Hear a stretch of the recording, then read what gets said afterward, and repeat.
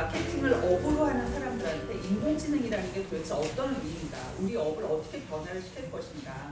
이벤트에 대한 기대 효과나 가상의 이벤트를 좀 생성을 하고 관계자 폴트까지 이렇게 노출을 해줬습니다.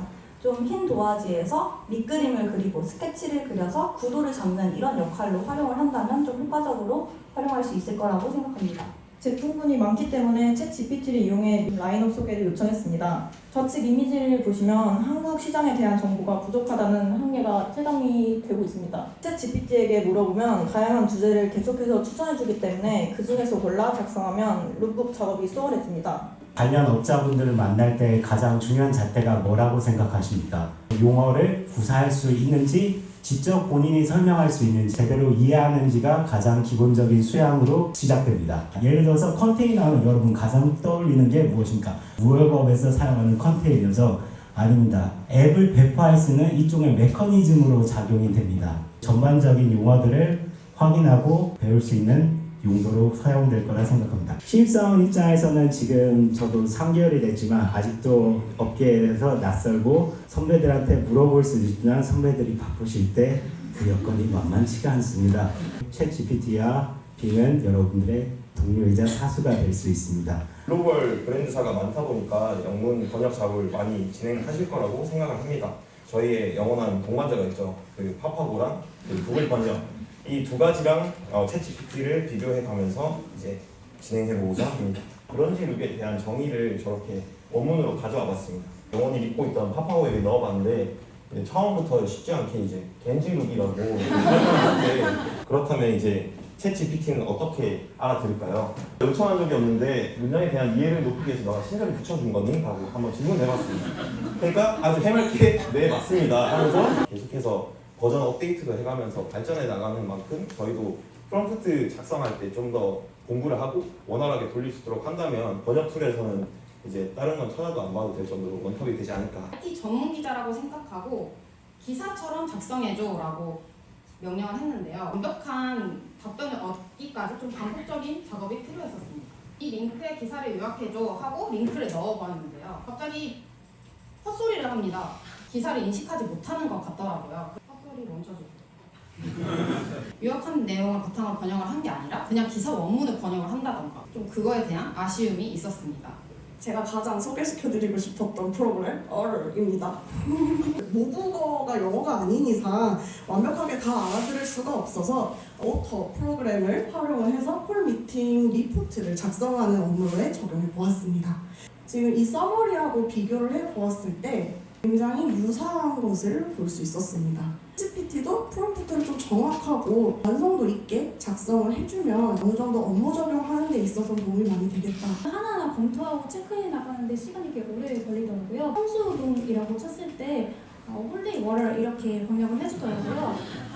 챗 GPT를 활용했을 때는 지역 이름, 지자체 이름, 사람 이름 등과 같은 고유 대명사를 잘 번역을 해주고 있었고 챗GPT의 옵티마이저를 좀 별도로 설치를 해서 카피를 통해서 복사 붙여넣기를 할 수 있고요. 분량도 예상을 할 수 있으니까 이 옵티마이저도 사용해 보시길 바랍니다. 문마크 형식의 HTML 페이지를 만들어두면 업무에 소요되는 시간을 줄일 수 있습니다. 하나의 페이지로 구성된 HTML 코드를 짜줘라고 입력하며 페이지에 포함된 매체 이름과 URL을 입력을 해줍니다. 확장자를 HTML로 바꾸고 깔끔한 HTML 페이지가 완성이 되는데요. 클릭 한 번으로 해당 키워드로 검색된 페이지를 확인할 수 있습니다. 같은 질문을 영문 프롬프트로 작성을 했을 때와 영문 프롬프트로 작성을 했을 때 그 결과값이 차이가 있는지에 대해서 두 개의 차이는 그렇게 크지는 않습니다. 구체적으로 나와 있는 부분은 저희가 영문으로 번역을 요청을 했을 때 나타나는 경향이 있었습니다. 사람 대 사람으로서 진행하는 클라이언트 커뮤니케이션이나 미디어와의 클라이언트 간의 어떤 첨예한 이해관계를 조정할 때 과연 챗 GPT가 해결해 줄 수 있는지는 저희 스스로 좀 되짚어야 할 문제일 것 같습니다. 참 박수와 함성을 줄 때 좀 의미가 있었을 것 같습니다.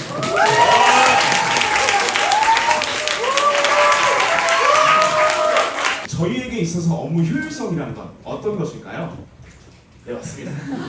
빠르고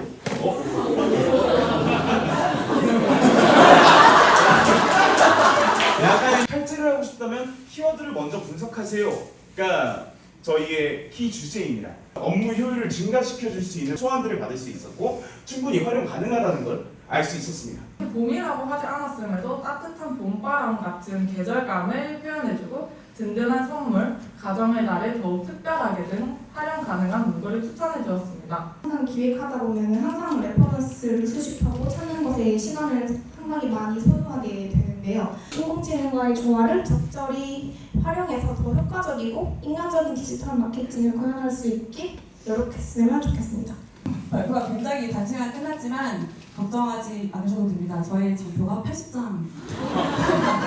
전문성이 반영된 원고를 작성하고 좋은 결과까지 확보가 가능하다면 이후 스텝에서 우리가 고민해야 되는 건 뭘까? 챗 GPT는 칼럼을 작성한 IT 전문 기자의 관점에서 AI 생성 콘텐츠가 창작 업계에 야기하는 논란이나 논쟁에 굉장히 초점을 맞추는 모습이었습니다. 우리의 미래를 위협하는 건 챗 GPT가 아니라 지금 우리 옆에 앉아있는 미래로 활용할 줄 아는 동물이다. 챗 GPT가 안 돼요. 이 챗 GPT를 너무 치환해서 생각을 해봐라. 네가 챗 GPT다. 사실 이유가 너무 소리한다요. GPT가 안 돼요 라는 말을 하지 말라 이랬었는데 저는 이 프레젠테이션 내용이 챗 GPT가 안 돼요 그대로 제가 말한 그 장소 그대로 말만 합니다. 지하철에서 걷는 사람은 지하철 촬영에 협조할 수 있는 배우를 선택해라. 스케이트보드를 타는 사람은 스케이트보드를 잘 탈 수 있는 사람을 섭외해라. 운전하는 사람은 운전 경력과 안전운전 경험을 고려해서 배우를 섭외해라. 젠투를 활용해서 팬티를 제작했습니다. 그냥 단순 모핑만 되는 모습이 보였어요. 그냥 짜친다라고 표현할 수 있는 완벽하게 한 편의 영상을 만들 수는 없으나 각 단계별 적합한 AI 프로그램을 취사 선택해서 사용하는 것이 현재로서는 가장 현명한 방법이 아닐까. 챗GPT가 디자인 전문성에 미치는 영향에 대해서 알아봤습니다. 생성되는 이미지의 퀄리티는 뛰어나지만 디테일한 완성도가 좀 부족한 경우가 있었습니다. 물론 좋은 퀄리티의 이미지를 생성하지만 아주 디테일한 부분에서 이제 완성도가 좀 떨어져서 이제 2차, 3차 작업이 필요한 상황입니다. 추후에는 업무 작업의 효율성을 높여줄 것으로 예상됩니다. 어떤 사람들을 타겟팅해야 되는 것인가를 챗GPT를 통해서 충분히 우리가 얻어낼 수 있지 않을까. 셰익스피어의 명언에서 좀 빗대서 한번 이야기를 해보겠습니다. 상호하지 않는 사람은 삼류다. 챗GPT를 상호하지 않는 사람은 삼류가 될 것이다 라고 생각을 하고요. 챗GPT를 업무에 활용하는 사람은 이류다. 그럼 인류는 무엇이 될 것이냐. 챗GPT 시대를 준비하는 사람이 인류가 될 것이다 라고 생각을 합니다. 이런 것들이 좀 시기상조다라고 이야기는 했지만 그것을 알고 있는 사람과 알지 못하는 사람은 굉장히 큰 차이가 있을 것이다. 간단하게 보고서였을 때 초안을 작성할 수 있는 부분들로 진행을 하도록 하겠습니다. 특히나 경력사항 부분에 있어서는 어떤 업무를 했는지 이런 부분들을 같이 좀 진행을 했던 부분입니다. 여러분들이 이쪽으로 갈지 이쪽으로 갈지는 여러분들이 지금부터 준비를 하고 공부를 하고 하는 부분들이 중요할 거라고 생각이 듭니다. 인공지능이라는 거는 여러분들 업무에서 앞으로 뗄 수가 없는 영역이라는 걸 여러분들 오늘 많이 느끼셨을 거고 고생했다는 측면에서 박수 한번 치고